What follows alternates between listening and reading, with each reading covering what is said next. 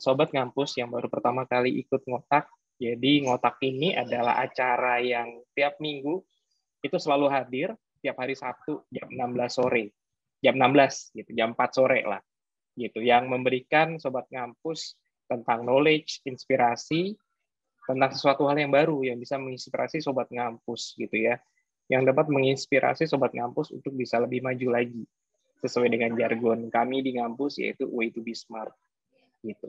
Suatu jalan untuk menjadi lebih menjadi pintar gitu ya. Bukan way-nya jauh gitu, tapi way to be smart gitu. Oke. Kali ini kita bicara masalah tentang wirausaha gitu ya. Karena konon katanya di Indonesia saat ini, saya ambil dari kumparan.com gitu ya, mengacu dari data Kementerian Perindustrian yang menunjuk rasio wirausaha di Indonesia saat ini masih sekitar 3,1% dari populasi jumlah penduduk Indonesia. Jadi masih jauh sekali. Dan yang mengembirakannya adalah kalau ditanya lulusan-lulusan beberapa kampus, mahasiswa-mahasiswa yang akan lulus gitu atau yang sudah lulus, kalau ditanya apa yang akan mereka lakukan setelah mereka lulus adalah mau jadi wirausaha gitu, mau jadi entrepreneur, mau bikin startup gitu. Jadi banyak hal yang jawaban yang pada akhirnya jadi wirausaha lah gitu, entrepreneur lah. Bukan kayak dulu waktu saya dulu kuliah gitu, kalau ditanya mau kerja berikutnya gitu, nggak pernah kepikiran akan menjadi wirausaha gitu. Oke, so kali ini saya punya seseorang gitu, narasumber yang sangat amat valid gitu untuk kita tanyakan tentang kewirausahaan, terutama di bidang di mahasiswa ya, di dunia mahasiswa gitu. Karena di sini saya kenalkan ya, salah satu sahabat saya, Bapak Dr. Wahyu Haryaji. Jadi beliau ini orang yang sangat amat lengkap. Lengkapnya dalam artian gini. Satu, beliau dosen. Dua, beliau adalah seorang profesional karena beliau ngajar di Universitas Mercu Buana gitu ya. Dan beliau jadi Head of Entrepreneur Center di Mercu Buana. Kemudian beliau juga menjadi project manager gitu ya, sebagai profesional ya, di PT Ausa Internasional, di PT WBI Mitra Cipta gitu ya.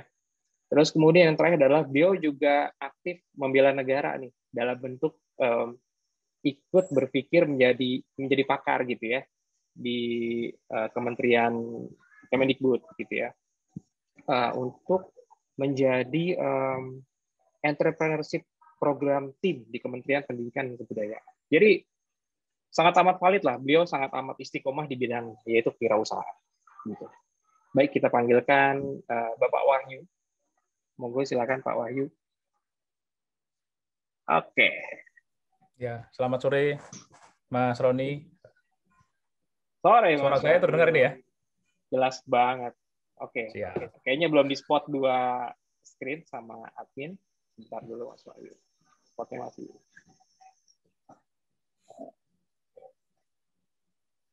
Oke, jadi hari ini kita bicara tentang kewirausahaan ya Mas ya? Yes, betul. So, boleh dikenalkan mungkin sama Sobat Ngampus gitu ya. Kalau tadi aku kenalinnya sangat amat simpel sekali. Mungkin bisa ada tambahan mungkin dari Mas Wahyu. Mungkin ada hal yang tambahan yang bisa ditambahkan. Boleh ya. Selamat sore, sahabat ngampus ya. Sebutannya apa? Sahabat ngampus Sobat ya? Ngampus, Sobat Ngampus. Oh, sobat ngampus. Selamat sore. Sahabat itu padi banget. Sobat padi juga ya. Oke. Oke. Pertama saya ucapkan terima kasih dulu Mas Roni. Saya diundang di sini. Sama Mas. Ya tadi di awal-awal saya sampaikan mohon maaf nih koordinasinya agak sulit itu ya. Di telepon nggak diangkat. WhatsApp jawabnya sore malam. Oke, jadi sobat ngampus, saya kebetulan tadi disampaikan ya. Jadi saya itu dulu profesional dulu sebelum masuk ke dosen. Dulu profesional, dulu bekerja di kantor IT konsultan gitu. Terus kemudian jadi dosen sampai sekarang jadi tadi disampaikan kalau saya mimpin di kewirausahaan di Mercu Buana, jadi Kepala Pusat Pengembangan Kewirausahaan. Nah, di sisi lain, saya juga punya usaha kecil-kecilan, Mas Roni. Ada usaha kecil-kecilan yang ada 2 di AUSA sama WBI. Yang satu itu memang fokus di IT konsultan gitu ya. Tadi sempat saya sampaikan bahwa orang-orang mengatakan pada saat corona ini ya, musim corona ini, wah ini masalah nih gitu. Bagi saya malah enggak gitu ya. Tadi saya sampaikan kok saya malah dapat berkah di sini ya, malah banyak gitu ya. Jadi kasarannya gini Mas, kalau di rumah alhamdulillah pada saat pandemi kita malah berbaginya malah bisa lebih banyak. Nah, bingung kan? Berbaginya lebih banyak malah, lebih banyak dari sebelum pandemi gitu. Karena alhamdulillah. Nah, terus di lain hal tadi Mas Roni sempat singgung Sobat Ngampus, saya di Kementerian Pendidikan dan Kebudayaan itu diminta gitu ya untuk menjadi tim pakar untuk pengembangan kewirausahaan. Jadi program-program kewirausahaan untuk mahasiswa nyari saya ada di sana gitu.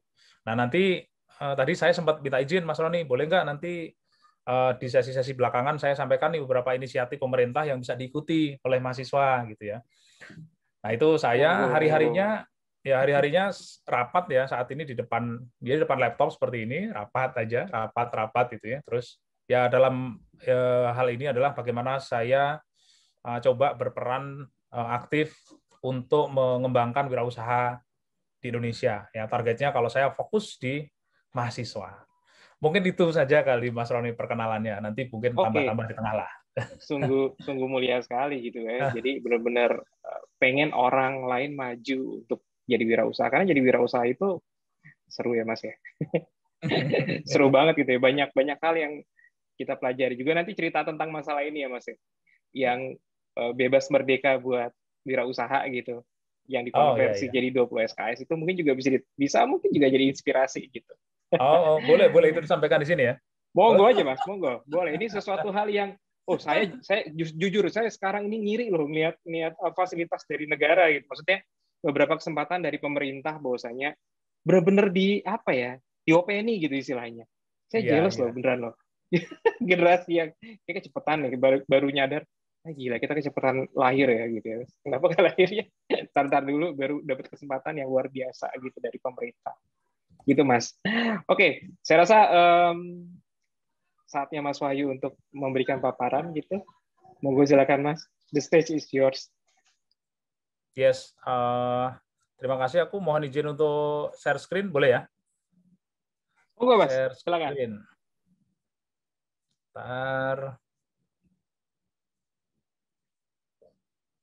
Masih muter.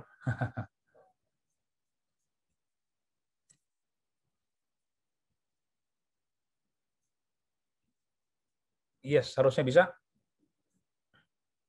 Saya full screen. Sudah kelihatan, Mas Roni? Jelas, Mas. Siap. Oke, Sobat Ngampus, ini Sobat Ngotak juga ini ada Ngampus, ada Ngotak di sini. Ini bagus banget ya acaranya. Karena saya beberapa kali mengikuti juga. Ya, saya coba lihat banyak sekali yang disampaikan. Nah, saya coba mau bawa ada slide yang ingin saya share ke sobat semua yang ada di sini. Judulnya mau jadi pengusaha mulai dari sekarang juga. Ya, ini simpel sekali. Saya pengen tahu dulu sebenarnya, ini dijawabnya sendiri-sendiri, tidak perlu menjawab ke sini gitu ya. Anda itu sekarang di level apa sih gitu? Siapa Anda sekarang? Saya nggak punya usaha. Itu level 0 saya sebutkan gitu ya. Karena saya biasanya membedakan pada saat mahasiswa itu masuk di level 1, 2, 3, atau 4, 5 gitu ya. Level 1 ingin jadi pengusaha tapi bingung mau usaha apa. Itu biasanya kalau saya ada di sesi seminar begitu ya, kalau ini saya buka, ini banyak nih, paling banyak nomor 1 ini. Kemudian yang kedua, sudah punya ide tapi tidak tahu cara memulainya bagaimana. Kemudian yang ketiga, sudah punya produk tetapi gimana cara jualannya nih produk saya gitu. Nah ini banyak strategi nih. Jadi nanti kalau misalnya Mas Roni pengen ini diteruskan, ini bisa nih beberapa hal gitu ya. Misalnya saya sudah punya produk nih, tapi kok nggak laku dijual nih, harus bagaimana gitu. Itu ada strateginya gitu ya. Terus sudah mulai bisnis tapi ya begitu deh gitu ya. Udah jalan sih tapi ya begitu, kadang hidup, kadang jalan mati, hidup segan tapi tak mau, kira-kira seperti itu. Atau sudah jalan bisnisnya sekarang dan ingin dikembangkan. Nah, ini ada 5 hal ya, nolnya tidak saya hitung, ada 5 hal ini yang kita harus lihat posisi kita di mana gitu. Oke, saya ada di nomor 1 atau 2 atau 3 dan seterusnya. Tapi nanti saya akan coba singgung sedikit-sedikit ya. Ini penting, sobat semua, bahwa kita ini akan mengikuti lingkungan kita. Nah, percaya deh ini. Jadi kalau misalnya saya ini setiap hari bermain sama orang-orang yang suka main kelereng, wah ini gampang. Pasti saya akan main kelereng juga. Saya suka orang-orang yang teman-teman kita yang suka trek-trekan, saya biasanya akan cari motor untuk trek-trekan juga. Nah, saran saya, silakan Anda bermain-main sama orang-orang yang punya usaha nanti. Lingkungan kita akan menentukan kita akan jadi apa. Salahnya atau masalahnya adalah kalau kita terjerumus ke lingkungan hal negatif. Contoh, teman-teman kita ada yang narkoba misalnya, perokok misalnya, kalau merokok dianggap negatif, atau tato misalnya. Saya lihat nih teman-teman saya itu ada nih yang tadinya biasa-biasa baik gitu ya, terus kemudian teman-temannya pakai tato, nggak lama dia ikut tato juga gitu ya. Narkoba, nah itu masalahnya. Nah ini betul-betul kita harus lihat. Teman kita ini sangat menentukan kita. Ya, lingkungan kita sangat menentukan kita. Nah pertanyaannya, kalau kita pengen jadi pengusaha, biasakanlah bermain dengan para wirausaha. Nah ini poin penting, ini tolong diingat-ingat terus nih.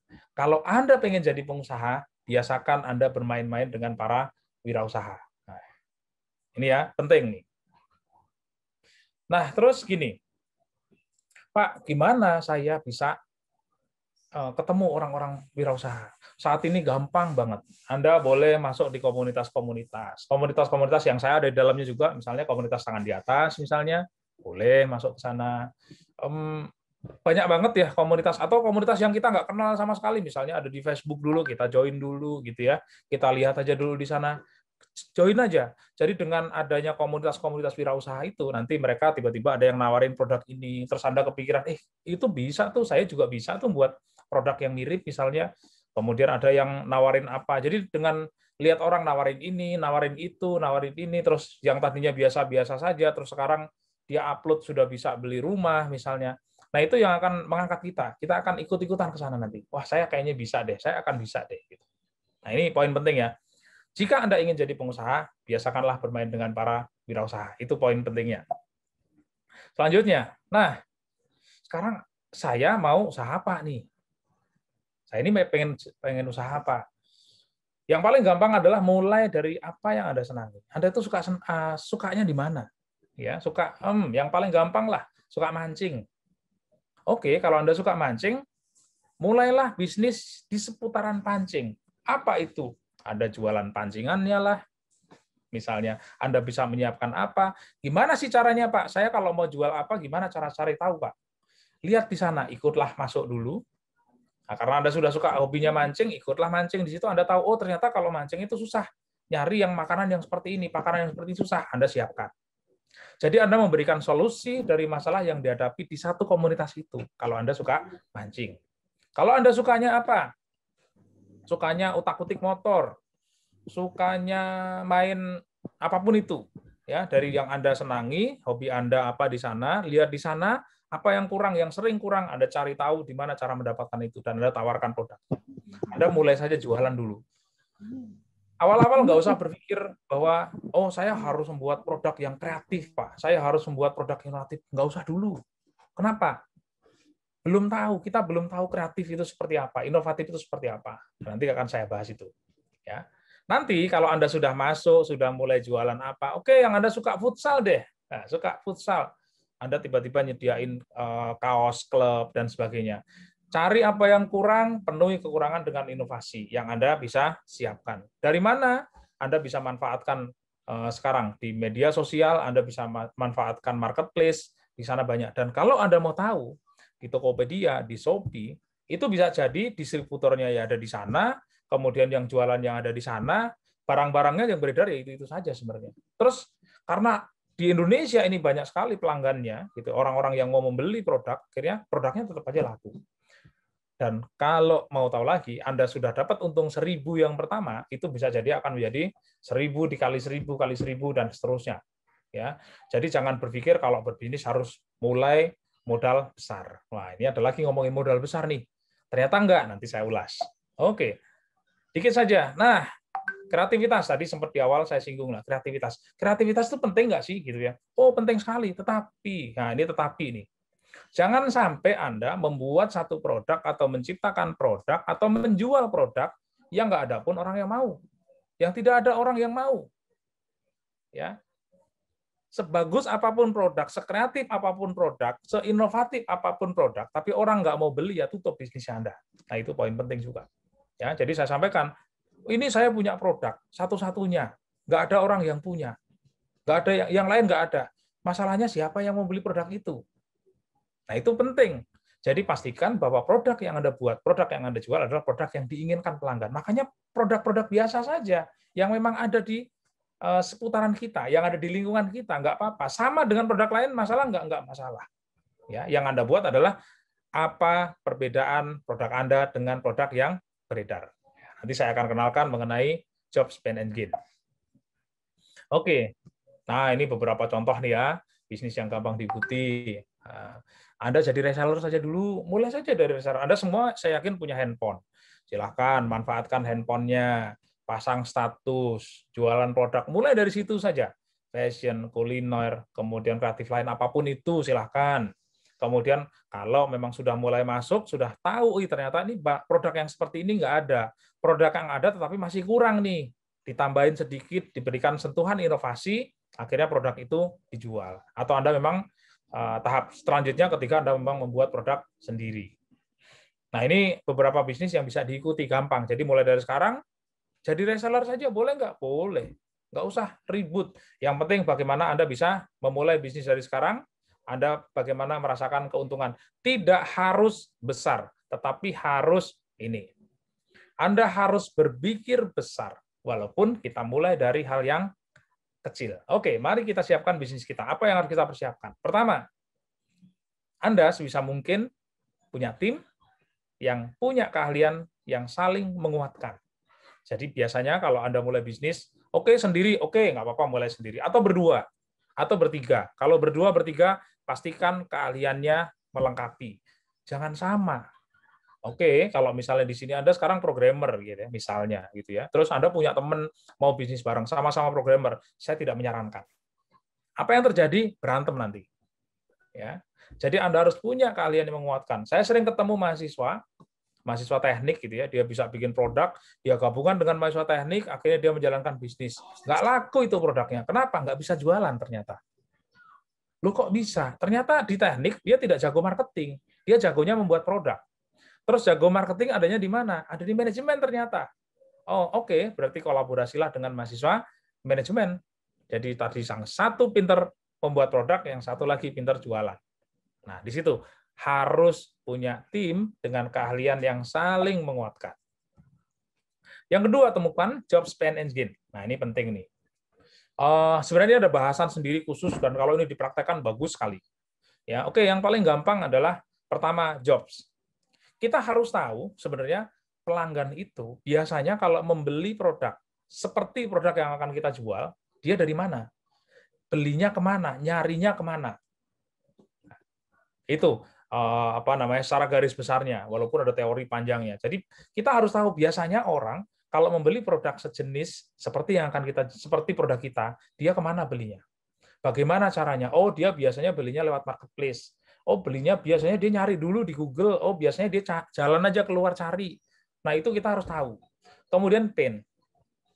Pain itu biasa orang sebut rasa sakit gitu ya. Rasa sakit itu gini, apa yang tidak disukai oleh pelanggan saat membeli produk yang sejenis dengan produk kita? Yang paling gampang misalnya produknya ayam goreng misalnya ya. Kita tanya mereka, orang yang membeli ayam goreng, kita tanya, apa yang Anda tidak Anda sukai kalau Anda membeli produk ayam goreng di sana? Oh, ayam gorengnya kurang ini, kurang itu, kurang ini, kurang itu. Nah, gain-nya apa? Gain adalah harapannya. Memang seharusnya ayam goreng yang enak seperti apa sih? Nah, dia akan cerita, oh harusnya kan ayam goreng begini, begitu, dan sebagainya. Jadi di sini poinnya kita harus touch dengan customer. Untuk ngapain? Untuk terus berinovasi. Produk yang kita produk yang kita tawarkan, saat produk kita sudah mulai turun, kita harus bisa ciptakan atau kita memberikan inovasi dari produk-produk yang sudah ada. Kemudian, nah ini kita harus think big, start small, and move fast. Ini penting banget. Banyak mahasiswa ataupun anak-anak muda gitu ya, yang mereka itu berpikir kalau bisnis harus modal besar. Saya mengatakan itu salah besar. Bisnis itu mulailah dari yang kecil. Kenapa? Rasakan ya, rasakan feel-nya. Anda harus dapat nih, feel bisnisnya Anda dapat. Dari bisnis yang kecil menjadi besar. Saya kasih contoh. Ada misalnya yang gampang itu jualan pulsa. Nah, di sini ada nggak yang jualan pulsa gitu ya? Jualan pulsa saja. Oke, kalau saya tanya, Mas, Anda jualan pulsa buat apa? Targetnya apa? Ya lumayan Pak, buat tambahan uang jajan gitu. Biasanya begitu. Atau emak-emak gitu ya, ada ibu-ibu muda saya tanya, kenapa jualan pulsa? Ya lumayan lah buat beli susu buat anak misalnya. Nah ini apa? Sudah startnya small, berpikirnya juga small. Harusnya bagaimana? Kalau tadi yang jual pulsa, berpikirnya gini, kenapa kamu jualan pulsa? Iya Pak, karena target saya harus jadi distributor handphone Oppo di Jakarta. Oke, nah itu baru berpikir besar. Kita harus punya mimpi, kita harus punya dream. Apa? Saya harus jadi distributor Oppo. Itu targetnya. Mulainya dari mana? Jualan pulsa. Lu kok bisa, Pak? Ya, sekarang jualan pulsa dulu. Oke, sekarang Anda punya tempat tinggal? Tinggal orang sama orang tua? Ya. Oke, mulai dari sekarang. Apa? Besok ditingkatkan. Bulan depan harus punya counter. Waduh, punya counter gimana ceritanya? Cari itu etalase bekas. Banyak yang jual. Taruh depan rumah Anda. Ada etalase bekas. Sekarang yang tadinya jualan pulsa pakai handphone, sekarang beli voucher yang ada di situ, ditempel. Jadi ada jejeran voucher lah. Voucher ada tambahin perdana lah. Modalnya berapa banyak? Ya paling ratusan ribu, ya nggak banyak. Akhirnya muncullah di situ. Sudah kelihatan, punya counter. Jualannya apa? Tetap pulsa. Oke. Sepele kan? Sepele. Kemudian yang kedua, ternyata sekarang ini banyak loh teman-teman kita yang dia jago servis handphone, tetapi dia nggak punya tempat. Iseng aja pasang iklan. Bagi yang pengen nggak punya tempat untuk servis handphone, saya siapkan tempat gratis. Wah, jadi bukannya kita bayar orang kerja kita, malah ke tempat kita. Jadi besok counter kita udah ada tempelan terima servis handphone. Nah itu kalau cerita itu diteruskan panjang itu bisa jadi. Jadi target Anda punya bisnis yang besar, punya menjadi distributor Oppo bisa tercapai, tapi tadi tahapan-tahapannya dipenuhi. Begitu caranya. Kemudian, nah ini tipsnya ya sudah semakin ke sini bahwa pilih bisnis untuk menentukan target customer yang spesifik. Jadi kalau Anda punya bisnis sudah menentukan produknya apa, orang yang membeli itu harus sudah spesifik. Ya, orang yang beli sudah spesifik. Jangan berpikir kalau ini Pak, ini seluruh manusia yang ada di Indonesia pasti membeli produk ini, Pak. Ya, Anda nggak, kalau itu yang Anda kejar, Anda nggak akan spesifik, Anda akan jadi masalah nanti, gitu ya. Kemudian cari permasalahan customer tadi, ya, yang menjadi pain-nya customer tadi, kemudian selesaikan. Jadi Anda buat produk yang tidak menimbulkan masalah baru di customer. Kemudian produk yang menyelesaikan masalah. Kemudian, nah, yang nomor 5 ini yang jarang banget, ya, jarang banget itu adalah indikator keberhasilan. Jadi kalau kita punya bisnis bareng berdua, bertiga gitu ya, biasanya oke, kamu marketing ya, kamu bagian marketing, saya bagian buat produk dan sebagainya. Nah, itu nggak pernah diomongin, oke, dalam kamu marketing 1 bulan harus laku senilai 20 juta ya. Itu nggak pernah tuh diomongin. Nah, mulai dari sekarang omongin itu. Indikator keberhasilan di setiap aktivitas kunci itu penting. Karena apa? Kita harus maju, ya, terus maju. Kalau itu nggak dikejar, nggak dicapai, ya sudah, Anda akan mengalir saja. Padahal kalau mengalir itu dari atas ke bawah. Sekarang bagaimana kita akan naik ke atas? Air untuk bisa naik ke atas apa? Butuh apa? Pompa. Nah, kita harus siapkan pompa-pompa itu. Kemudian luncurkan produkmu di pasar yang tepat. Ini satu hal, tips sukses yang sering saya bawa, saya sampaikan di mana-mana, agar bisnisnya Anda benar-benar bisa berjalan. Nah, ini saya pernah diskusi sama mahasiswa-mahasiswa yang mereka ini dapat pendanaan dari pemerintah. Ada KBMI namanya, program-program pemerintah, nanti akan saya singgung ya, ada KBMI, ada ASMI, ada PKM kewirausahaan. Mereka ini dapat dana pemerintah untuk memulai bisnisnya gitu ya. Kemudian setelah saya ngobrol, sebenarnya ternyata masalah besar mereka itu bukan modal ternyata. Ya, masalah mereka itu adalah perencanaan bisnis yang visible dan optimal. Jadi rupanya banyak mahasiswa atau anak-anak muda yang memulai bisnis ini kadang nggak dipikirin dulu gitu ya, kadang nggak dipikirin. Ini bisnisnya ini akan kemana gitu. Sebaiknya buat coret-coretan kecil, nggak usah detail banget, tapi buat coret-coretan kecil. Apa minimal? Ya Anda tahu kanvas model lah misalnya. Kalau sulit ya kita minimal tahu siapa yang akan membeli produk kita, harus spesifik, apa keunggulan produk kita, bagaimana cara marketing kita, bagaimana orang bisa membeli produk kita di mana, itu saja minimal. Perencanaan bisnis yang visible ini penting. Ya, betul-betul Anda susun. Dan itu rupanya banyak mahasiswa atau para pemuda ini yang bisnis yang katanya dimulai tapi nggak visible, nggak layak gitu ya dijalankannya. Akhirnya paling tadi akan turun gitu ya. Kemudian yang kedua adalah tim. Ya, tim yang solid, yang kompeten. Nah, ini ternyata juga sering masalah. Jadi ketemu tim, ngajak temennya atau siapa yang dia cuma nama saja, tapi nggak tahu nih kontribusinya akan seperti apa. Nah, itu sebaiknya jangan diajak yang seperti itu. Mitra ini banyak banget ya. Mitra yang tepat itu kalau misalnya nanti Anda memulai dari reseller misalnya, mitra ini penting, orang-orang yang akan menyediakan produk Anda dan orang yang menyiapkan bahan baku atau bahkan mitra untuk penjualan ini harus tepat. Kemudian mentor. Nah, ini mentor ini kami ya di kementerian coba berinisiasi untuk memberikan mentor. Tetapi Anda, nah, pastikan Anda kalau mulai bisnis coba cari mentor. Gimana Pak caranya dapat mentor? Masuk di komunitas-komunitas, nanya, ngobrol, pasti akan ketemu nanti mentor yang tepat. Dan baru yang terakhir adalah pemodalan dasar. Nah, pemodalan dasar itu ternyata paling bawah. Modal itu paling bawah. Karena jargonnya kita yang selalu kita bawa adalah bisnis jangan dimulai dari modal besar. Karena nanti Anda akan sulit untuk balik gitu ya. Mulai dari modal yang kecil saja. Nah, nanti ya ini bagi yang jalan bisnisnya karena tadi semua ya. Jadi tadi semua ada yang masih baru mulai, ada yang sudah mengembangkan bisnisnya. Bagi Anda yang sudah jalan bisnisnya, biasanya ketemu ini nanti. Jadi masalah-masalah yang sering timbul nih dalam bisnis dari sisi produknya kok nggak laku-laku gitu ya. Ini saya sudah punya produk Pak, tapi kok nggak laku-laku. Apa masalahnya? Dari sisi pelanggan gitu ya. Kok pelanggannya yang menurut saya bidik untuk membeli kok ternyata nggak membeli produk saya gitu kan. Strategi pemasarannya. Nah, strategi pemasaran saya singgung sedikit nih. Jangan salah gitu ya. Ada biasanya customer journey biasa itu seorang sebut ya. Customer journey itu produk kita di mana nih? Produk kita belum dikenal. Berarti kita harus marketing dulu untuk mengenalkan produk kita. Ya, jangan ribut jualan dulu, kenalin dulu produknya.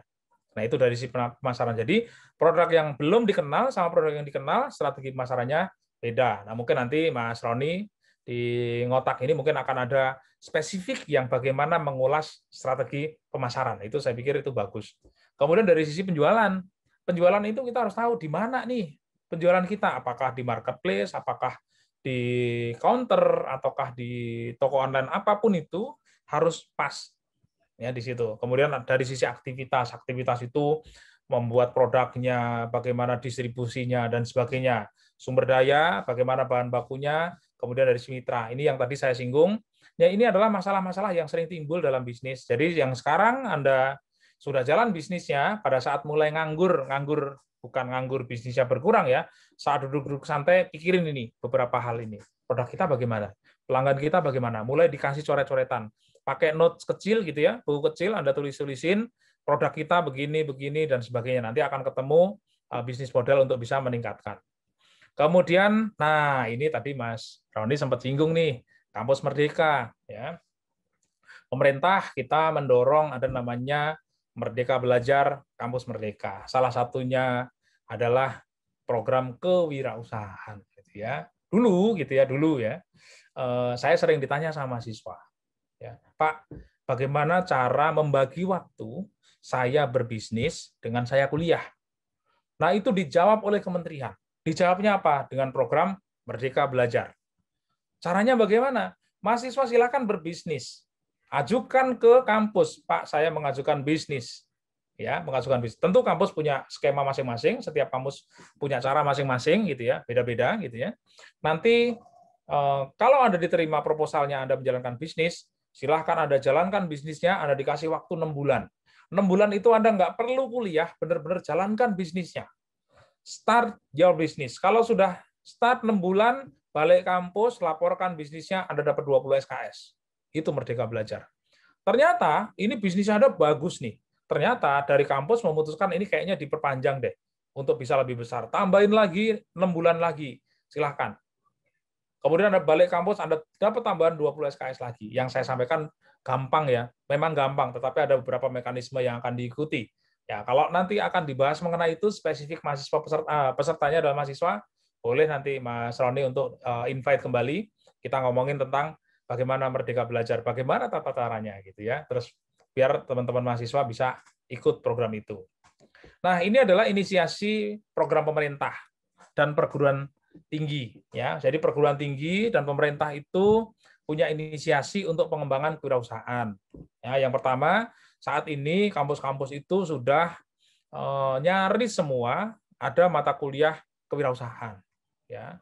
Mata kuliah kewirausahaan ini ya isinya ingin berwirausaha, mental, jiwa, bagaimana menemukan ide gitu ya. Di situ sebenarnya kata kuncinya di sana. Nah, terus dikembangkan nanti lulus itu ada kembangan, ada namanya PMW atau apa. Di perguruan tinggi juga nih ada nih.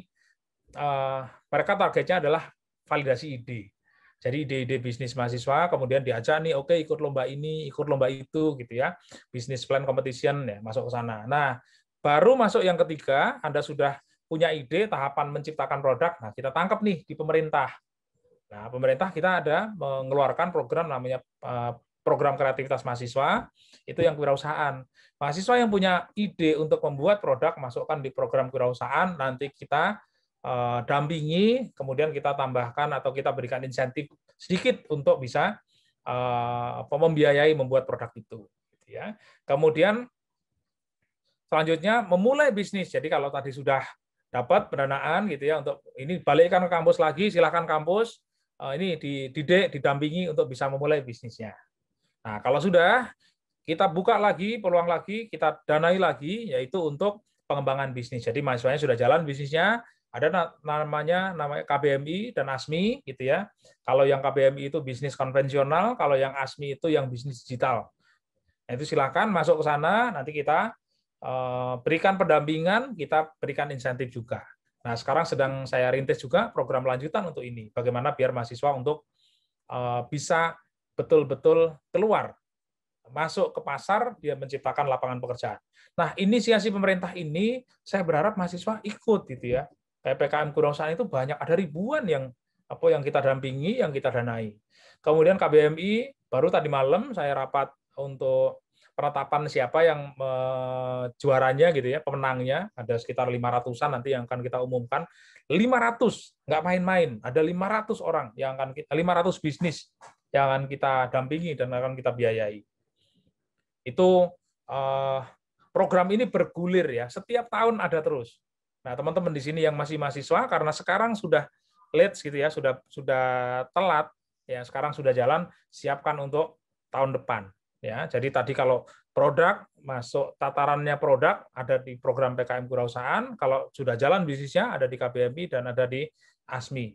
Nah, kalau nanti sudah jalan lagi, ini sudah jalan bisnisnya gitu ya, sudah besar, mau dikembangkan lagi, ada lagi. Ada namanya program calon pengusaha pemula berbasis teknologi. Nah, itu kita benar-benar masukkan dia untuk dikembangkan bisnisnya. Kita kasih modal, kita berikan modal itu sampai 400 juta per bisnis. Nah, bayangkan Anda dapat modal 400 juta per bisnis. Kalau itu bisa dijalankan, saya yakin Anda bisa jalan bisnisnya. Dan itu modal, bukan pinjaman modal, tapi kita berikan hibah. Memang kita pantau, kita dampingi.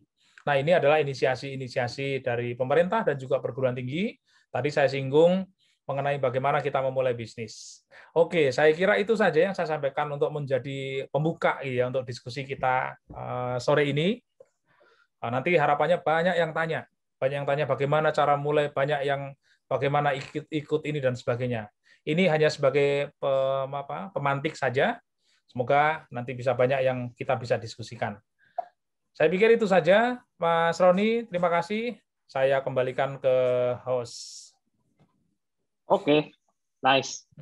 Penjelasannya luar biasa sekali, Mas Wahyu. Oke, so anyway, aku mau nanya nih, pribadi ke Mas Wahyu. Tadi kan ada sebuah case di mana ada seorang mahasiswa atau beberapa mahasiswa mungkin nanya sama ke Mas Wahyu, gimana caranya ngebagi waktu antara kuliah sama berjualan, berwirausaha gitu. Nah, sekarang aku tanya pribadi ke Mas Wahyu, gimana caranya Mas Wahyu bisa handle waktu 24 jam satu hari kan dengan kesibukan yang ngurus kampus juga kan ya, gitu, jadi head of wirausaha di Mercu Buana gitu ya, terus kemudian punya perusahaan gitu, ada 2 perusahaan lah yang harus dihandle, kemudian harus ngurusin bela negara tadi gitu ya. Itu gimana, Mas? Ya, kalau saya gini, manajemen waktu itu penting. Ya, manajemen waktu itu yang pertama saya sudah meninggalkan hal-hal yang nggak penting. Nah, meninggalkan hal yang nggak penting. Biasanya gini, karena orang tuh mager gitu ya, banyak magernya, itu hilangkan. Ya hilangkan. Kalau memang harus bangun misalnya, harus bangun jam 3 karena harus ada meeting misalnya jam 4, jam 3 bangun gitu ya. Misalnya nih sekarang nih tidur nih, terus dilewatin ya jangan. Jadi benar-benar kita harus manajemen waktu kita harus jalankan. Selama ini dari sekian banyak aktivitas saya, nyaris saya bisa membagi waktu. Tapi tentunya saya harus tahu mengukur diri. Mengukur dirinya adalah ini nyampe apa enggak gitu ya. Kalau memang saya nggak akan sanggupi itu, ya saya nggak. Jadi jangan semua diterima gitu ya. Jangan saya ini bisa lagi, tapi kitanya nggak mampu. By the way, Mas Roni, saya punya tim, Mas Roni. Nah, ini yang penting. Saya create tim yang memang sudah mendukung. Adik-adik, saya mau ajarkan sedikit bagaimana create tim. Yang pertama di kampus saya jadi kepala pengembangan kewirausahaan. Saya punya tim. Saya membiasakan mereka membantu saya berpikir. Membantu saya berpikir. Maksudnya bagaimana? Saya tidak pernah atau saya memberikan arahan langsung, kamu begini, kamu begini, kamu begini. No. Jadi saya pada saat ada arahan baru, ada kebijakan baru, saya sampaikan, ini ada kebijakan baru. You punya ide apa? You punya ide apa? You punya ide apa? Kumpulkan jadi satu. Mana yang paling visible? Ini yang dijalankan. Kita jalankan ke sana. Jadi pemikiran itu tidak semua dari saya, tapi malah dari teman-teman itu. Kalau meeting, Mas Roni, saya meeting nggak pernah melewatkan waktu 1 jam. Kenapa? Karena kalau lewat 1 jam, ngobrolnya lebih banyak. Jadi fokus, 1 jam kemudian itu yang kita jalankan. Dan saya membiasakan kalau memang ada idenya nggak dijalankan, jangan terus baper gitu ya nggak apa-apa, karena kita fokus. Kita ada satu tim, ini yang kita sepakati, itu yang kita jalankan. Itu pertama adalah membuat tim. Dan tadi pada saat membuat tim itu saya punya tim yang lengkap. Lengkap itu apa? Punya keahlian yang lengkap. Saya punya tim. Mungkin Mas Roni pernah koordinasi dengan kita. Ada tim yang dia ngurusin event. Ada tim yang dia fokusnya dia ngurusin desain. Ada yang dia urusin humas. Ada dia tim. Jadi tim saya itu nggak ada yang punya satu keahlian. Tapi mereka bisa. Kalau ternyata ini ada masalah, dia bisa support ke sini. Dan saya nyaris nggak pernah kerja. Nah, bingung lagi nih. Saya jadi kepala pusat pengembangan kewirausahaan, tapi saya nggak pernah kerja. Kok bisa? Semua sudah berjalan by design. Nah, itu perlu kita pikirkan, by design. Kemudian saya sendiri, saya hanya kerja jika ada aturan baru, ada regulasi baru, atau ada arahan baru. Nah, baru saya kerja. Kita ciptakan apalagi ini. Apalagi kalau setelah itu enggak. Itu saya lakukan di 4 tempat yang saya kelola. Jadi 4 tempat aja. Yang 5 yang dosen enggak. Ya, kalau dosen saya sendiri. Di kantor pusat pengembangan kewirausahaan itu saya lakukan, di PT Ausa itu saya lakukan, di WBI itu saya lakukan. Jadi saya punya tim. Dan di kementerian saya juga salah satu koordinator, itu yang saya lakukan. Jadi nyaris saya kerjanya cuma monitor. Ini sudah atau belum? Bagaimana KPI-nya? Nah, tadi Mas, KPI Mas. Jadi kita harus betul-betul memastikan kalau kamu punya kerjaan ini, selesainya kapan, deadline-nya kapan, dan ditanya. Kadang teman-teman itu kadang nunggu ditanya, ya nggak apa-apa juga. Jadi kita jangan kesel dengan itu. Ya gimana? Jadi selalu kita tanya, kamu bisa ngerjain berapa lama? 4 hari, Pak. 4 hari kita tanya. Jadi jangan kita tungguin, malah kita lihat nih 4 hari bisa nggak, jangan begitu, kebalik. Kita tanya. Nah, itu yang saya lakukan. Makanya time management saya cukup bagus menurut saya, karena waktu tidurnya banyak ternyata. Saya punya waktu tidur yang banyak loh. Dari jam 12 sampai jam 1 siang saya bisa tidur. Ya, ada saat-saat tenang. Malam memang biasanya tidur saya jam 1 biasanya. sampai jam 4, tapi nanti pagi ada bisa tidur lagi. Jadi kalau saya gabungkan tuh saya bisa 6 jam bisa sehari tidur sebenarnya. Banyak orang yang nggak bisa katanya. Ini kayak manajemen ini ya, Ted Lasso banget ya. Nonton ini nggak Mas? Ted Lasso nggak serialnya? Ya, nonton juga. Itu Ted Lasso banget kan, ngajakin orang sampai orang yang dianggap pembantu gitu, tapi tetap didengerin gitu ya. Itu didengerin, inspiring banget tuh Ted Lasso. Penting Mas, karena mereka itu sebenarnya punya emas. Jadi emas ya, jadi mereka itu punya sesuatu yang kadang kita nggak tahu. Oke, ungkapkan saja gitu. Oke. Jadi kita nggak banyak mikir malahan. Oke, kita balik lagi ke topik kita. Itu salah satu clue, inspirasi yang kampus bisa tiru lah, gitu. Bahwasanya kadang-kala gitu ya, orang tuh kalau jadi bos, dan clerical juga dikerjain juga gitu. Ya oke, ada sih beberapa orang kayak gitu. Nggak percayaan sama anak buah segala macam. Capek sendiri ya Mas ya. Oke. Ini Mas, aku mau nanya satu lagi. Kapan waktu tepat untuk kita menjalankan usaha kita? Apakah yang pertama, apakah jalan aja? Apakah yang kedua gitu ya? Taruh deh gitu ya. Saya masih belum dapat ilmu yang banyak nih tentang wirausaha. Saya mau belajar lagi. Once ketika nanti ilmunya saya cukup, menurut saya cukup, saya akan mulai. Lebih bagus mana ya Mas ya? Hajar ataukah yang kedua? Pikirin dulu. Hajar aja atau pikirin dulu? Okay. Pikirin dulu ya. Ya, ini pertanyaan yang bagus nih. Bagus banget, sering banget saya ditanya itu. Perlu diketahui nih ya, teman-teman yang di sini di Indonesia ya, di Indonesia semua. Di Indonesia itu ada 2 mazhab besar. Oke, mazhab besar itu saya sebutkan saja satu nama, almarhum Bob Sadino, Om Bob. Satu lagi almarhum Ciputra, Om Ciputra. Dua-duanya nih, dua-dua itu beda pandangan. Oke, pandangannya apa? Kalau Om Bob itu gini, you mau bisnis, sekarang aja, langsung mulai. Nggak usah pikirin. Kalau kamu nggak tahu aturan apa-apa, berarti beruntunglah kamu nggak tahu aturan. Jalan aja bisnisnya. Kalau ketemu masalah, baru kita selesaikan masalahnya. Jadi mulai dari sekarang, itu Om Bob. Punya ide apa? Jalankan. Punya ide apa? Jalankan. Bob Sadino. Pak Ciputra, kamu punya bisnis. Oke, ini framework. Ya, sebutlah kanvas model. Oke, keunggulan produkmu apa? Nanti ini siapa yang akan beli? Nanti gimana? Mitranya siapa? Bagaimana keuntungannya? Dua-duanya itu punya cara yang berbeda ya. Satu, jalan aja. Satu, dipikirin dulu. Oke, saya lihat hasil sekarang. Ternyata banyak kawan-kawan saya dan banyak pengusaha-pengusaha besar yang dibimbing oleh Om Bob Sadino sekarang sukses. Dan ternyata juga banyak juga yang dibimbing oleh Pak Ciputra sekarang sukses dan banyak berimbang. Jadi kata kuncinya apa sekarang? Start from now.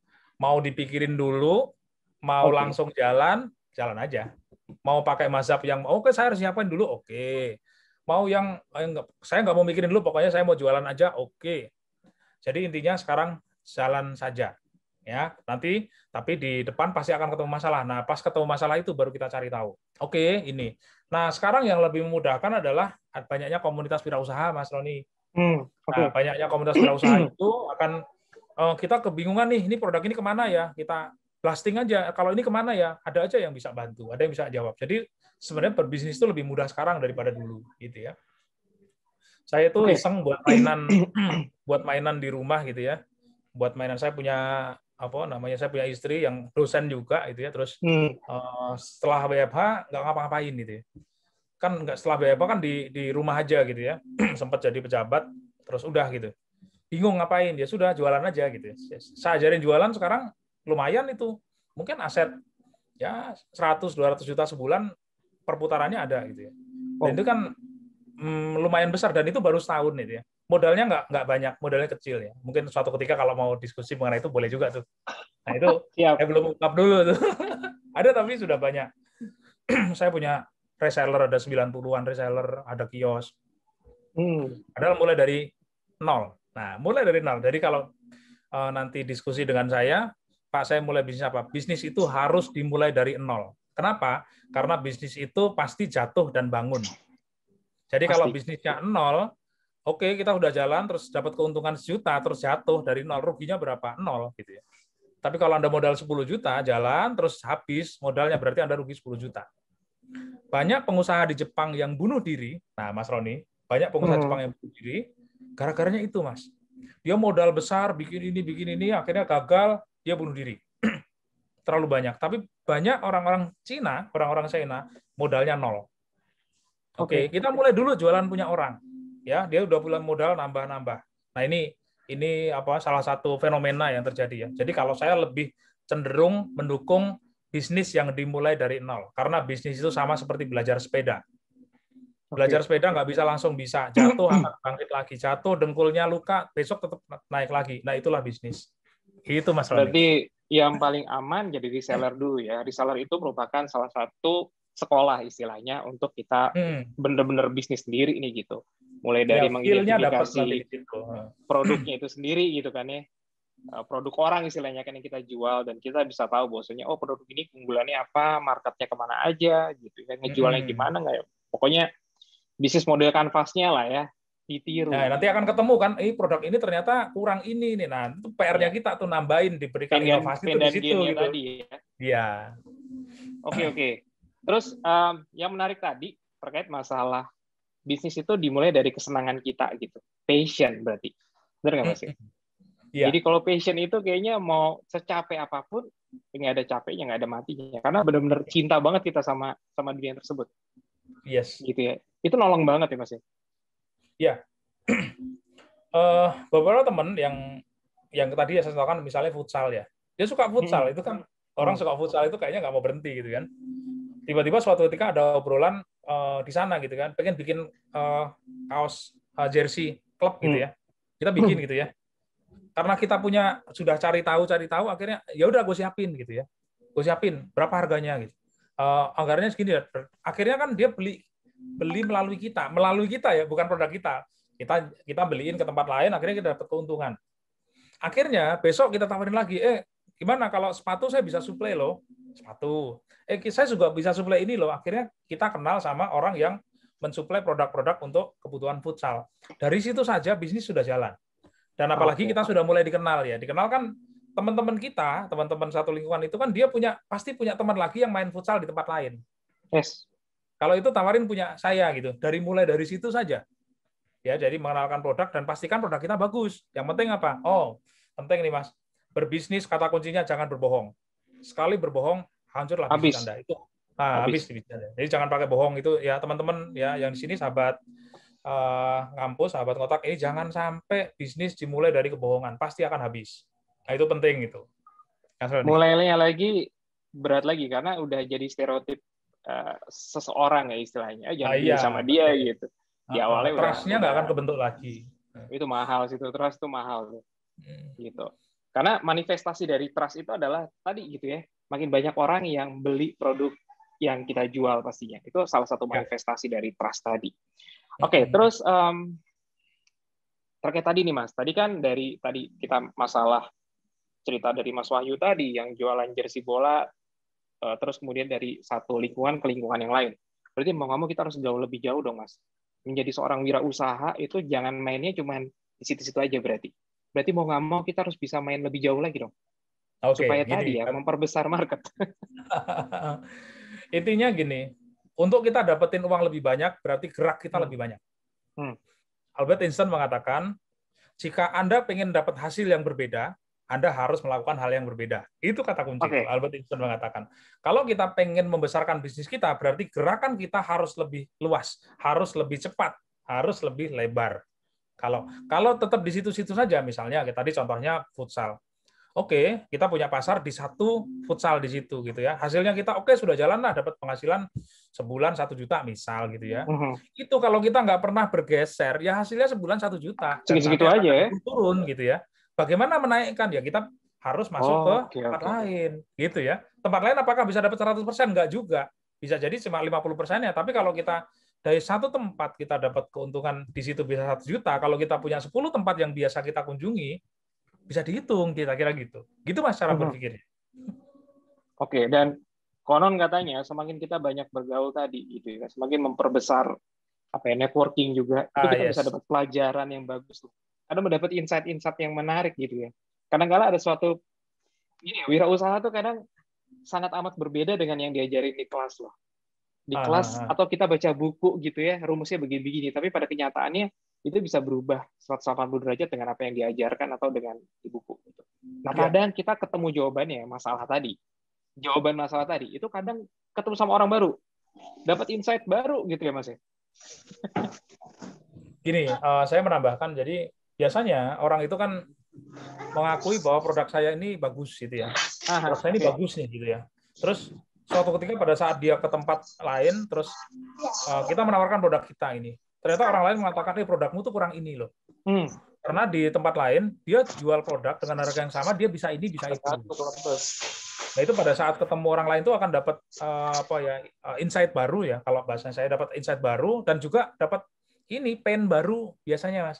Jadi tahu nggak di sana itu ada orang jualan ini, tetapi masa jualannya begini. Nah, itu peluang kita. Itu opportunity kita kalau ada mengatakan di sana ada produk ini yang dijual, tetapi hanya ini.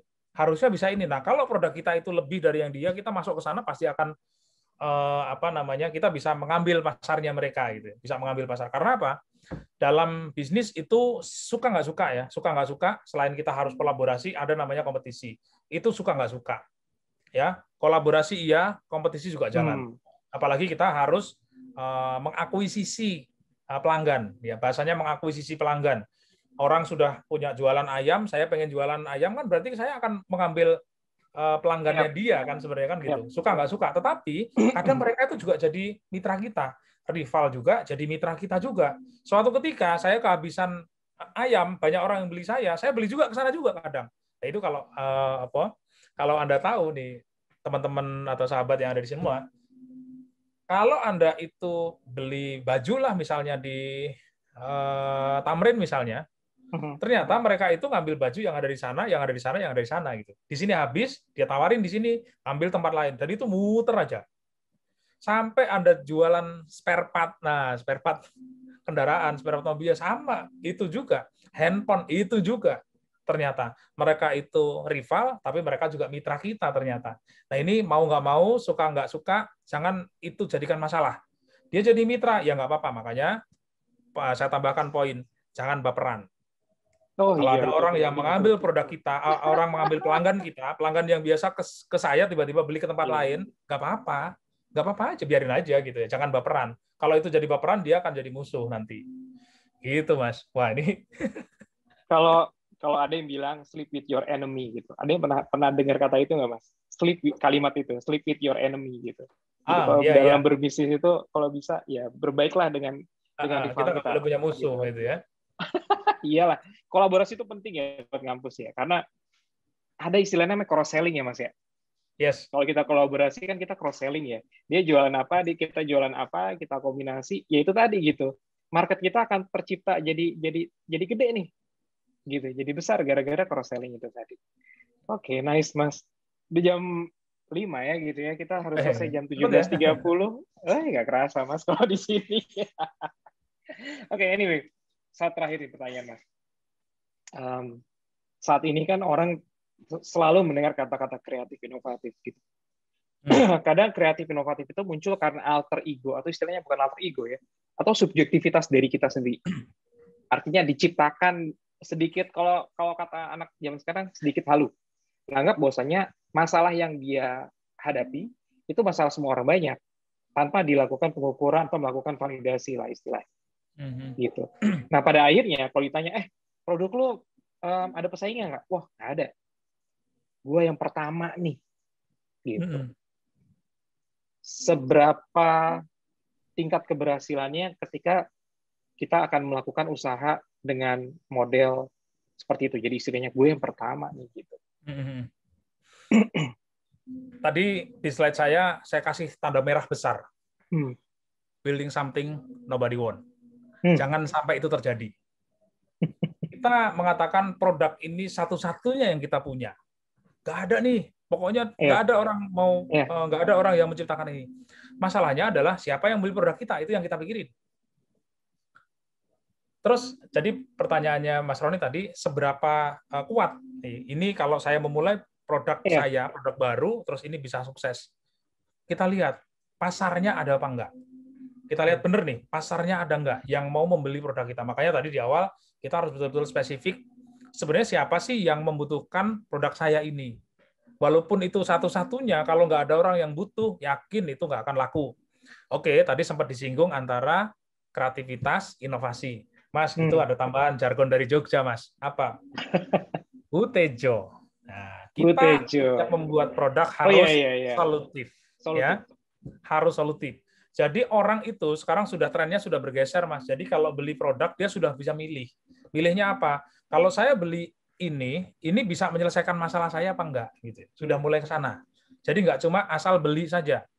Nah, mulai produk-produk kita kalau misalnya benar mau menciptakan produk baru gitu ya, yang benar-benar baru yang enggak ada orang yang punya, cari tadi apa gennya calon customer kita. Ya, gennya customer kita, calon customer kita itu apa? Itu yang kita penuhi. Kalau kita sudah memetakan gennya calon customer kita akan tahu pasti produk kita akan laku. Dulu, Mas, zaman tahun berapa ya? 2016, 2017 itu atau marak atau rame ini print-printan online, Mas. Oh iya. Sepele. Dia cuma gini. Mahasiswa dia iseng saja, jadi diskusi dia iseng gini. Saya membuat bisnis saya ini adalah jatah print-printan. Nah, apa yang beda dari yang lain? Jadi kalau ada mahasiswa punya tugas harus di-print, dikirim saja gitu ya. Dikirim saja ke kami, ke email, kemudian kita cetak, kita jilid, kita antarkan depan kelas. Wow. Nah, itu kan sesuatu yang beda gitu ya. Tapi apakah itu bisa panjang? Ya enggak juga, tapi itu dia membuktikan bahwa sesuatu yang solutif itu ternyata bisa meledak gitu ya. Dan itu benar laku itu, solutif itu meledak. Tapi suatu ketika dia akan turun. Nah, pas mulai turun kita harus mikirin lagi nih, inovasi apa lagi. Inovasi di situ ya. Oke. Dalam bisnis itu sekarang cycle-nya itu kan sudah pendek, Mas. Nah, cycle bisnis itu sudah pendek. Nah, dengan cycle yang pendek itu kita nggak boleh berhenti berinovasi. Ayo apalagi kalau mengatakan ini bagus nih, oke bagus. Jangan kalau memang sudah mulai turun jangan dipertahankan. Ya sudah, dia mulai turun ya biarin aja. Kalau memang kita berikan inovasi untuk naik, oke. Kalau sudah melandai, kita harus ciptakan lagi substitusi jasa atau produk harus mulai ketemu. Kalau enggak, pendek. Nah, ini cycle bisnis yang pendek ini dialami semua pihak. Ya, semua pihak. Contoh dulu zaman kita, Mas Roni, Motor King zaman dulu. Motor King itu tahun 81 sampai 2012. Sekarang motor berapa lama gitu. Bahkan mobil, nah lebih besar lagi. Mobil Sinta itu cuma 3 tahun kalau nggak salah udah nggak ada lagi. Gitu. Itu cycle yang pendek banget. Nah, ini penting ya teman-teman atau sahabat yang ada di sini, jangan berpikir produk kita ini akan laku terus. Mungkin barang 3-4 bulan sudah nggak laku, kita harus selalu terus inovasi terus. Begitu, Mas. Oke. Berarti fokusnya adalah value creation ya. Gitu, yes. Kan? Nah, ketemu value satu creation. Kata yang lebih bagus nih, value creation.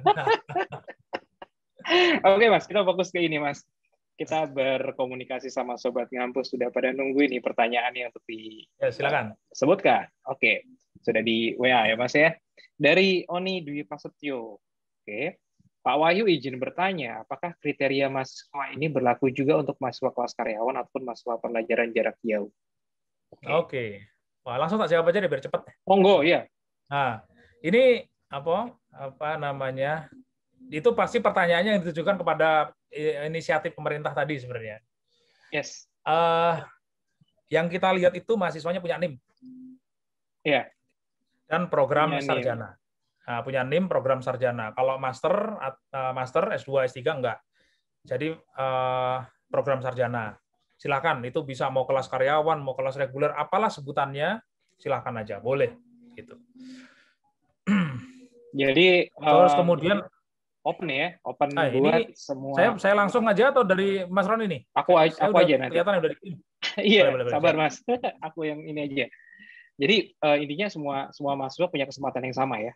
Selama dia terdaftar di L2 Dikti ya namanya.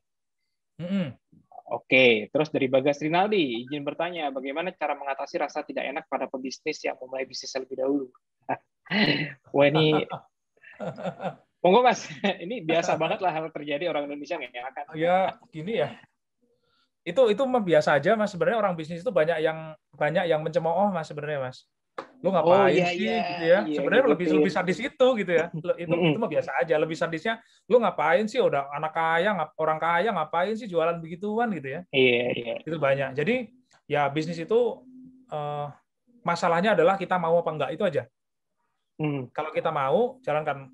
tadi kata kuncinya jangan baperan. Jangan baper. Ya, jangan baperan aja gitu. Gak apa-apa. Tapi pokoknya mulai aja gitu ya. Mungkin paling enak kalau misalkan disangka peniru ya, mungkin kata kunci ini kali ya Mas ya, amati tiru modifikasi ya. Mungkin Tadi ATM gini, itu juga bisa. Pain and Gain tadi Yes. sangat bagus ya.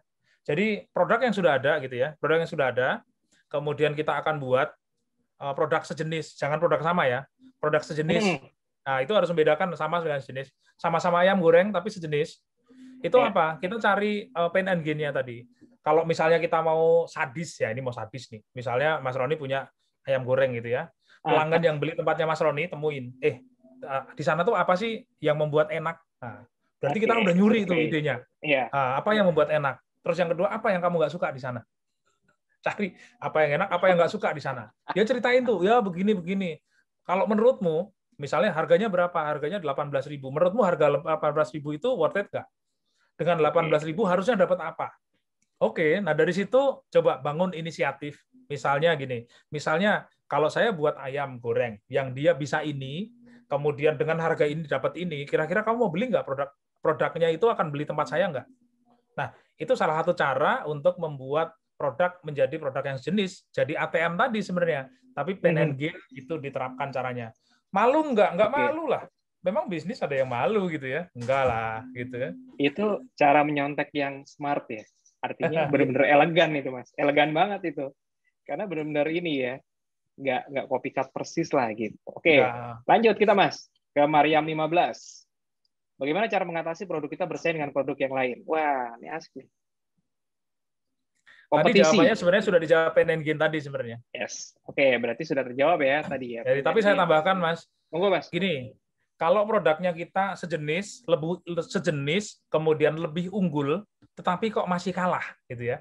Kita produknya sejenis, menurut kita ini sudah lebih unggul, tapi kok masih kalah di pasaran. Berarti yang harus kita tingkatkan adalah marketingnya.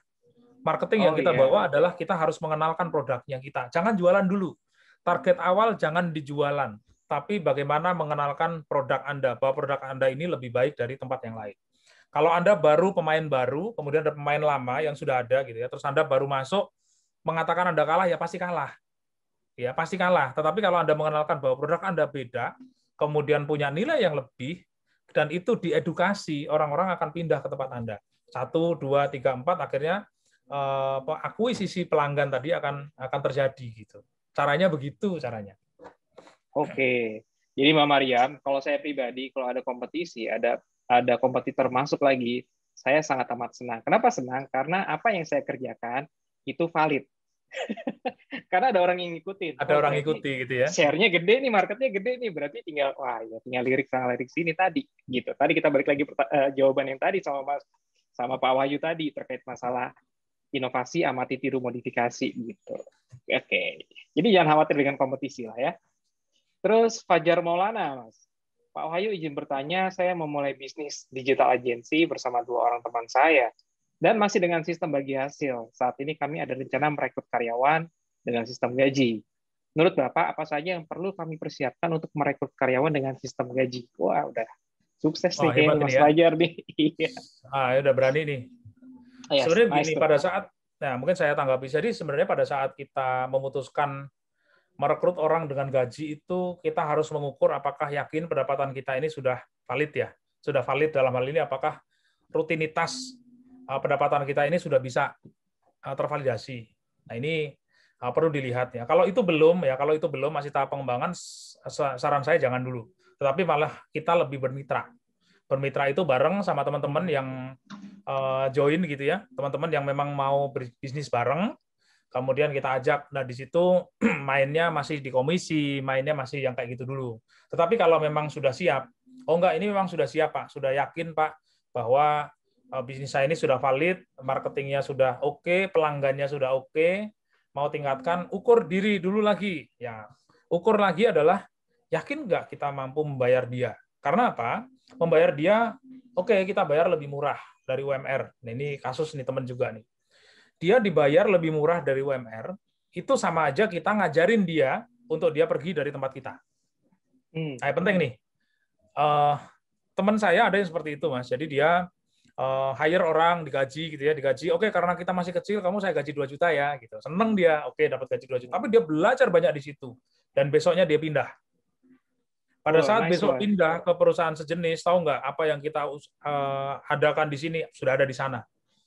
Kalau mau memberikan gaji orang, pastikan UMR dan pastikan dia nyaman di situ. Jangan sampai dia sudah tahu di dalam kita dan kemudian keluar. Itu penting ya, itu diperhatikan betul untuk awal-awal Anda menerima orang. Saya yakin Mas Roni di ngampus untuk memutuskan menggaji orang ini banyak pertimbangan, banyak pandangan yang dilakukan. Ya.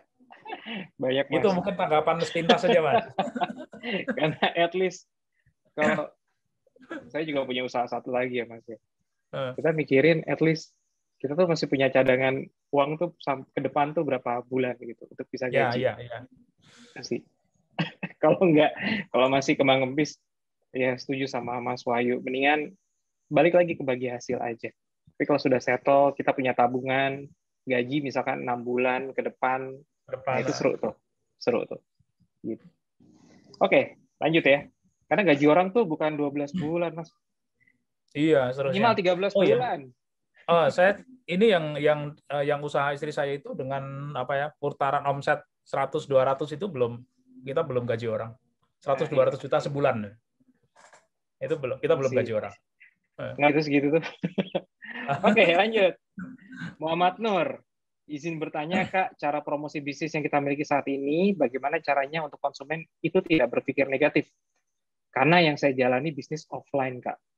Oke, ini maksudnya biar itu ya. Citra dari bisnis ya. Ini ya, oke. Gini, produk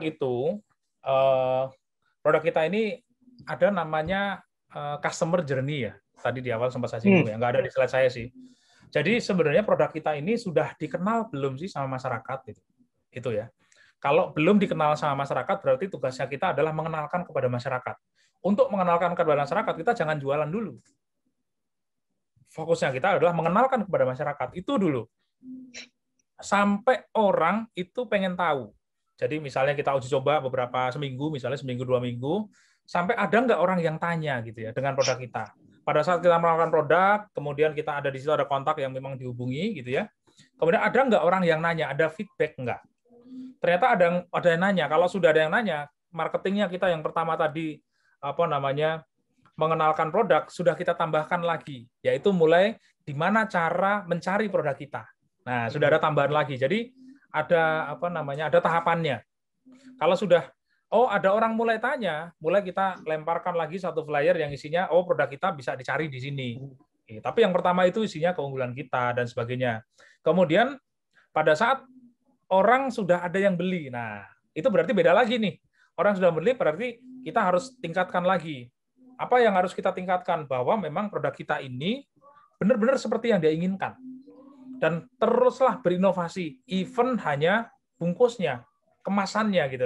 Kemasan aja harus selalu improve, harus dilakukan inovasi.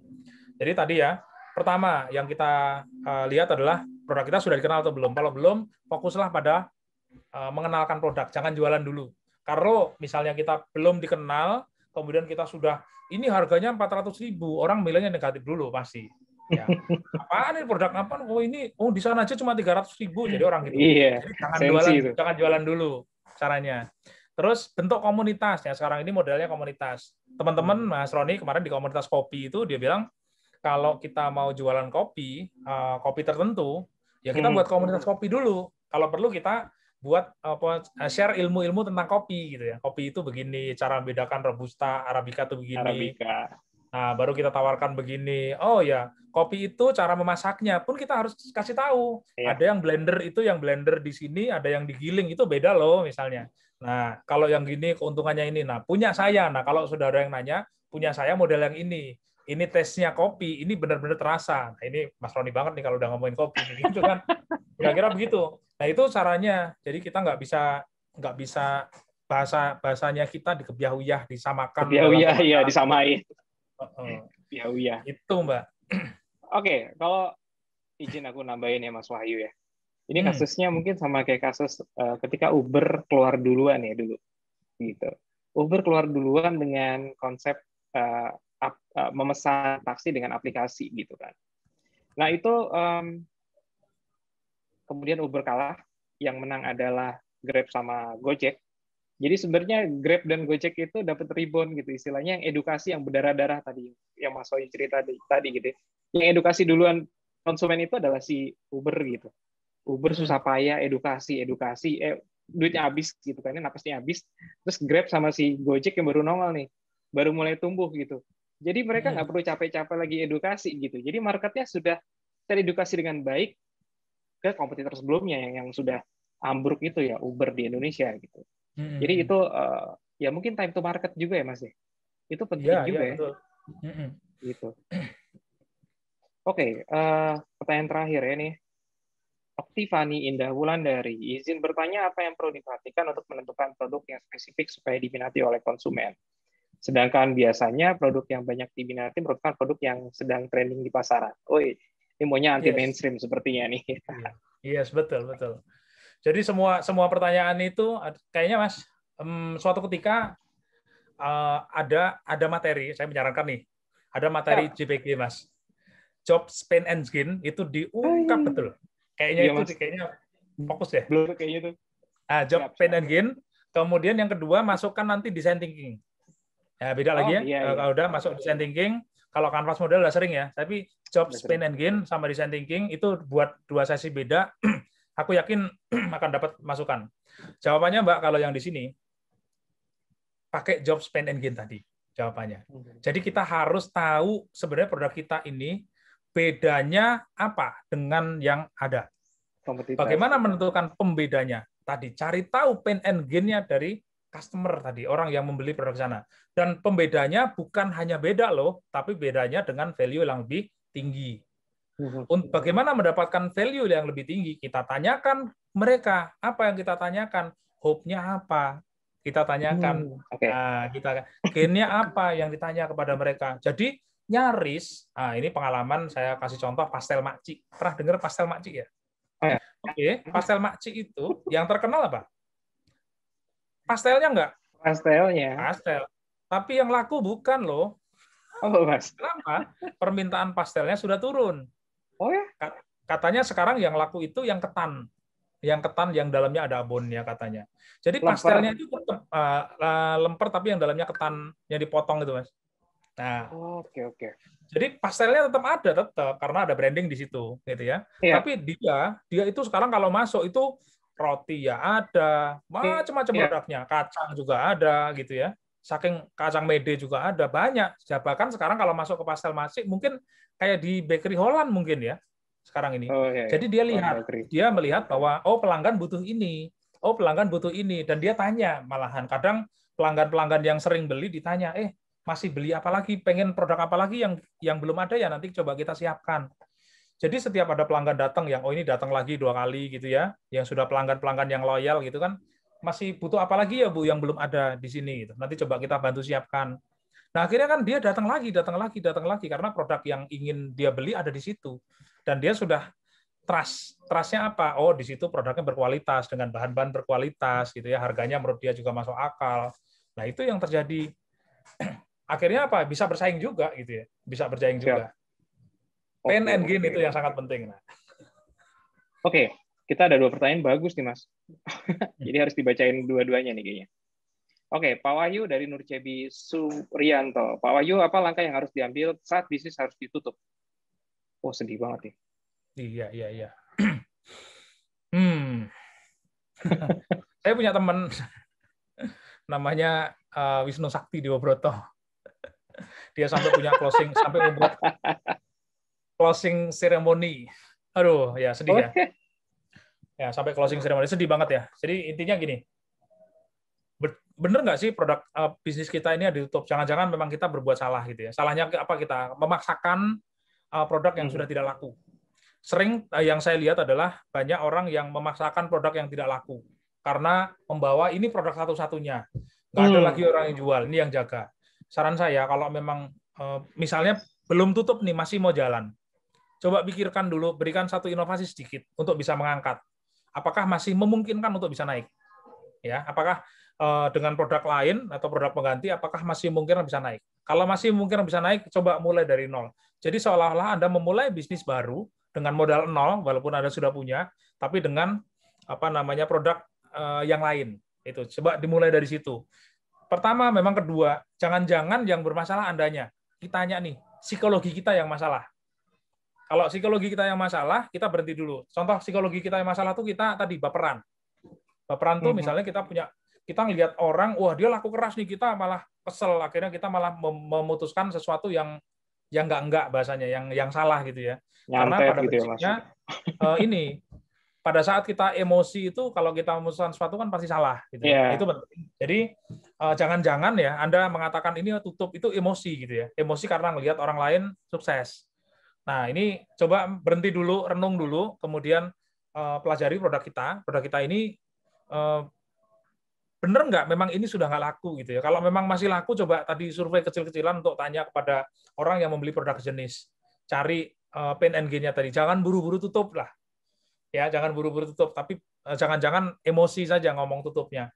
Ini jawaban yang agak ngambang ya, menurut saya agak ngambang, tapi kalau mau diskusi yang lain boleh Mas, nanti di-share handphone saya kalau mau ada pendampingan lebih misalnya. Oke. Kasihan soalnya kalau tutup gitu. Iya, sayang gitu. Oke, pertanyaan terakhir Mas. Dari Pak Seno Sudarmono Hadi. Pak Wahyu, jenis usaha apa yang memiliki prospek bagus di masa pandemi saat ini? Usaha apa yang sekarang di prospek pandemi adalah usaha yang bisa dijual secara online. Oke. Terus bagaimana jual secara online? Bagi Anda-Anda yang sudah punya produk yang jual secara online, jangan hanya jualan online saja, tetapi pastikan orang yang loyal dengan Anda untuk menjadi mitra Anda, menjadi reseller Anda. Nah, ini penting nih. Jadi gini, misalnya Anda sekarang jualan apa ya? Jualan kaos misalnya gitu ya. Kaos gitu ya. Terus ada orang yang biasa beli ke Anda yang dikenal gitu ya. Nah, besok itu tawarkan, kamu mau jualan produk saya nggak? Kalau mau jualan, harganya bisa turun segini loh, kamu tetap bisa jualan dengan harga sama. Oke, ketemu itu, akhirnya kita punya satu reseller ya, satu reseller. Besoknya ada lagi, dan bayangkan Anda punya 100 reseller. Dia cuma suruh jualan aja, padahal mereka itu adalah yang kita menjadi dropshipper akhirnya. Mereka yang mereka yang marketing, mereka yang jualan, ada orderan kita yang kirim. Akhirnya begitu. Itu akan besar. Produknya apa saja yang bisa dijual secara online. Ikuti tren, jangan lupa. Sekarang trennya apa? Boleh nggak sih Pak kita bisnis ikut-ikutan tren? Boleh. Karena apa? Siklus bisnisnya pendek. Jangan berpikir bahwa bisnis kita harus fokus sama bisnis kita ini sampai panjang. No, sekarang bukan zamannya lagi. Ya, sekarang zamannya sudah dengan siklus pendek, harus ketemu lagi. Kalau perlu bermitra lagi. Dan reseller dibanyakin. Nah, saya dalam waktu 1 tahun, ada 90-an reseller sekarang, bisa dihitung. Kalau misalnya satu orang memberikan keuntungan 500.000 saja, sebulan, kali 90. Nah, kira-kira begitu.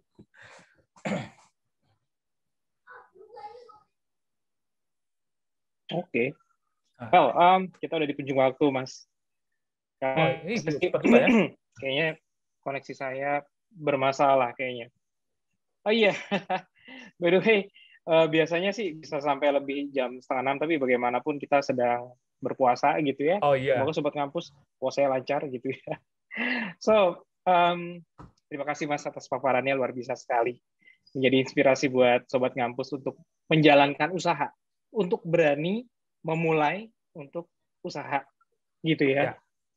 Oke, terus jadi nanti kami mohon minta materinya Mas Wahyu karena ada yang minta gitu ya. Nanti kami share. Kemudian ini sedikit housekeeping sebentar.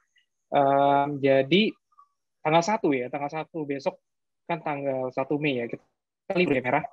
Adminnya minta istirahat, katanya mau demo, kayaknya ikut demo. Jadi ngotak libur nasional ya. Iya, adminnya minta libur, oke, gitu ya. Kita libur dulu. Terus kemudian baru di tanggal minggu depannya berarti ya. Sebentar, saya lihat. Insya Allah di tanggal 8 ya. 8 materinya adalah peluang kita lanjut kuliah lagi di Eropa sambil kerja gitu. Nanti narasumbernya juga dari Eropa juga.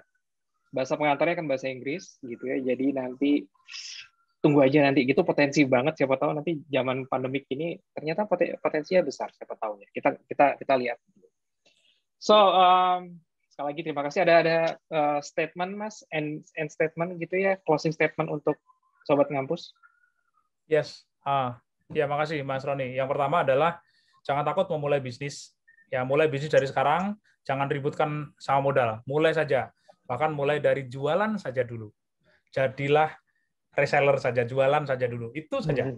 Saat Anda dapat keuntungan Rp1.000, yakinkan 1.000 itu akan menjadi kali 1.000 dan akan 1.000 selanjutnya. Itu saja, Mas. Simpel. Amin ya robbal alamin gitu ya. Semoga berkah buat teman-teman semua, buat Sobat Ngampus semuanya, berkah juga buat Pak Wahyu dan keluarga. Amin. Itu saja mungkin. Terima kasih Sobat Ngampus. Mohon undur diri. Sampai ketemu nanti di ngotak berikutnya. Selamat sore. Bila taufiq wal hidayah. Wassalamualaikum warahmatullahi wabarakatuh.